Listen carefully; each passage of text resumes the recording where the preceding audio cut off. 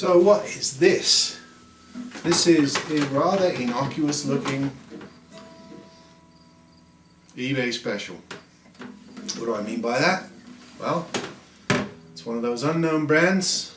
It's not going to feature on my secrets because there's nothing particularly special about it. I wouldn't tell somebody to go out and buy one of these. It's a trendy.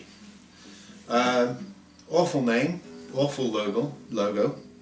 Horrible slab cut top, probably linden or something. You know, sort of the black lacquered back and sides, dark. All the wood's hidden. It does have rosewood board. It does have reasonable parts on it, and the tuners do hold tune. Apart from that, it was pretty awful when I got it. So what can you do when you get a run-of-the-mill, unbranded, poor quality online guitar? First of all, unless you're prepared to do work, don't order them, don't get them. If you are prepared to do the work, you can make this into a very reasonable player. And this thing has some unknown proprietary electronics in it. They work okay. So if you get the setup right on this guitar, you've got a guitar that's going to play alright. It's not going to sound like a Guild, it's not going to sound like a Taylor, but with a good set of strings, some good playing, you're going to be able to do a number of reasonable quality recordings or live playing with a guitar like this, even though it costs less than $100 shipped. So what you got to do to it? Well, let me go through it so that you can decide whether you want to take the risk on these, because they are a gamble, every single one of them. Firstly, and this often gets skipped by people doing setups, is the nut. Almost always on these guitars, the nut slots are not cut correctly. They bind. The guitar goes sharp, or it doesn't intonate properly low down the fret. It's slightly sharp on the first fret. Or you have buzzing issues because it's cut too low. So the first thing I do is check the nut height all across and get those slots cut right. If it's just an awful nut and you can't rework it, then buy yourself a nut blank, put it in, recut them. A lot of times you can work with the existing nut. You don't want to spend the money to put a bone nut on one of these, so a good plastic nut is probably all it requires. You might be setting up for a kid or for your kid or for somebody you know that just wants to get started on a playable guitar. Start with a nut. The second thing, of course, is the plane of the neck. Now at string tension, I like to set my relief at around 10 to 12 thousandths at the 12th fret. A lot of luthiers are going to have slight variances on that. A very slight relief is required so that the physical attributes of the guitar can work in accordance to the physics of the guitar if it's correctly set up. That sounds like gibberish, but of course you're dealing with a scientific property here. You have to have slight curvature to give the strings, the ellipses of the strings, room to resound, to reverberate. Give them a field where they reverberate without clashing into the fretboard or the frets themselves. So very slight, which is done at full pitch, using the truss rod in this case, which is in the sound hole here. Lastly, and a lot of people think that a truss rod adjustment is what sets your action. No, it isn't. A truss rod adjustment purely is to set the neck at the right angle, the right curvature, so that you get maximum performance out of the guitar. How you get your level of string heights is all to do with the saddle once everything else is correct. So you've corrected your nut, you've corrected your the curvature of the neck through a truss rod adjustment. Now you're going to set your saddle height so that the strings are the height that you want them at the 12th fret, well actually all the way along. Now for different guitarists this is going to be a different height. A lot of people want to set them as low as possible without buzzing. So you're talking, you know, 5/8, 4/8, that sort of thing across. Some people like them higher. They want to dig in. They want to play blues. They want to. They need to get more volume out of the guitar. Other people playing fingerstyle, where they're not hammer-ons, maybe even some tapping. They need lower action, so they want to set it as low as possible. But you're going to do that with the saddle. Of course, you've got to have enough saddle room. So make sure you have the saddle room to get the heights where you need it. Occasionally, most of the time I'm taking meat off the saddle because the action comes too high. 90% of guitars I get shipped online, particularly from unknown eBay sellers, the action's going to be too high. Every once in a while I get one that's too low and it's buzzing, where you have to add to the saddle. So sometimes you might have to shim or put in a new saddle. Those are the first 3 steps in getting a guitar to play: nut, truss rod, saddle. Once you're done with that, you're not done. Another thing that this guitar and most guitars have issue with is frets and fret sprouts or fret ends, sharp fret ends. This has a lot to do with climate, and sometimes I hear people saying online, this guitar is made by a poor maker, a poor manufacturer because it's got sharp fret ends. That may be true to a point, but I've had some high quality guitars shipped, Guilds, Taylors, Martins, you name it, that still need the fret sprouts cleaned up because they're coming from a much more humid environment to a drier climate, and the wood shrinks. Metal doesn't. So I live in a dry climate, not quite desert, but close. So I often have to do fret end cleanup. Sometimes it's really, really, really bad, and that tends to be the case on cheaper guitars because they don't put much into the factory setup. They can't afford it. If they're selling a guitar for $100 shipped, they're not going to pay for an inordinate amount of QC. They're going to set it up with machines to spec, and they're not going to have, you know, lots of people checking through. So you have more setup issues when you get them.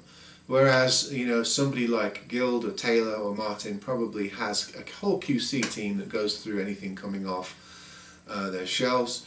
Also, various vendors add QC to the distribution chain. There are some shops or vendors that have their own QC people that go through everything they sell. Some don't. So you get at varying levels, but almost always you're going to have sharp fret ends. I encourage you to learn a little bit about fret maintenance, get some fret files, particularly the fret end file that's beveled the right angle to clean up, to get these all cleaned up. And then, you know, whether you use sandpaper, micro mesh, or steel wool, I know there's a lot of opinions about it. Steel wool is, for me, works on acoustic guitars. I use it to clean up frets at the end of the process. I avoid it on electric guitars because the filament, the metal bits get into the pickups because they're magnetic. But on an acoustic guitar, you know, what I do is I do the filing, and then I go through various grits of sandpaper and end up with, you know, sort of a polish with steel wool, sometimes micro mesh, to get them shiny, to get them level. And that's a good hour, sometimes more, of work. This one here was absolutely awful. I had to grind on the fret ends to get them true with the sides of the fretboard, and then had to do a considerable amount of cleaning up and polishing to get them to where when you do what do you call it, vibrato, you don't hear horrible scratching because they're smooth. So you've got 4 big jobs, and even then you might have a guitar that has other issues, other problems. Sometimes, most of the time, the nut is the problem with your tuning. People don't realize this. They go to replace the tuners right away. They don't deal with this. The binding in the slots, incorrect nut slots cause tuning issues. Often if you get that sorted, cheap tuners are fine on a guitar like this, and you don't have that expenditure added to setting up a cheap guitar. These tuners are fine. They're holding pitch, no problem. They're not highest quality. They're knockoff jobs. But I got the issues sorted here, and these tuners are fine. They're going to work. I don't need to spend on replacing them. That's not always the case. Sometimes they are so bad that it's worth buying another cheap set to put on. Sometimes you get one, particularly with this style here with the closed back, sometimes you get 1 or 2 that are broken inside and there's nothing you can do but replace them. And it's sometimes worth it just to put a slightly better grade set on there, which you can get online fairly cheap. So, and other issues that might come up, often when I get a guitar set up, I play it and I hear it buzzing, and I realize that I've got a loose brace on the inside, maybe a loose bit of kerfling around the interior edges. A lot of times it'll be a top brace. Sometimes just the going through the climates will loosen up the joints, which is a tricky job. It's easy to explain. You just glue back the braces, but of course then you're going to need tools, cowl and things like that to get the braces back in place.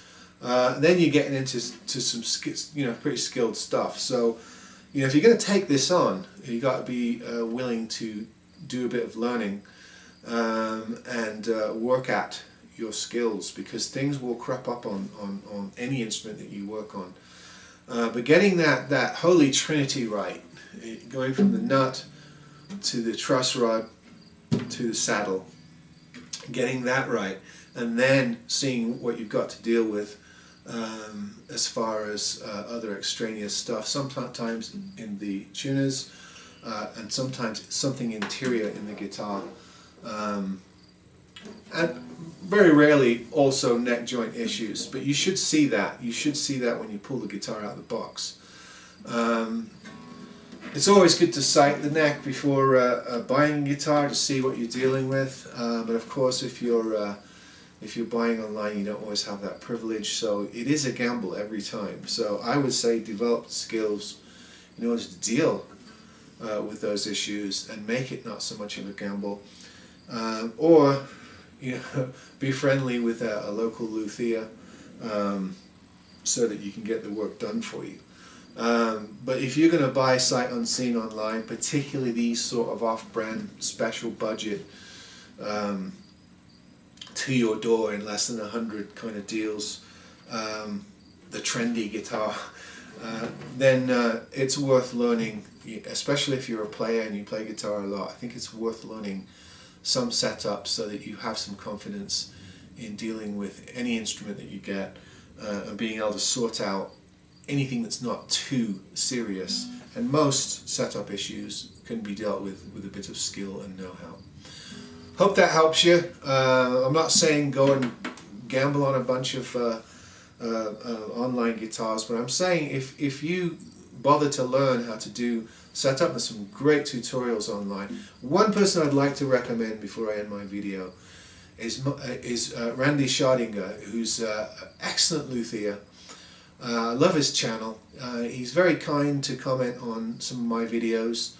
I think he's a really good craftsman. He does wonderful work. He explains things really well.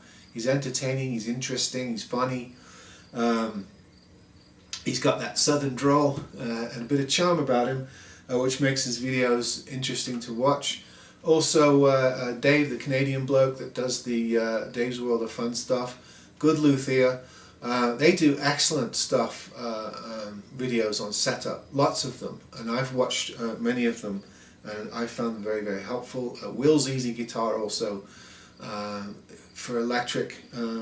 Randy's really good with the acoustic. Dave kind of does a bit of both, although mostly electric stuff.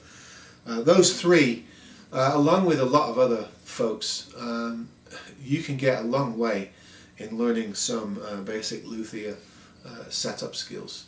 So I thought I'd give a shout out to them because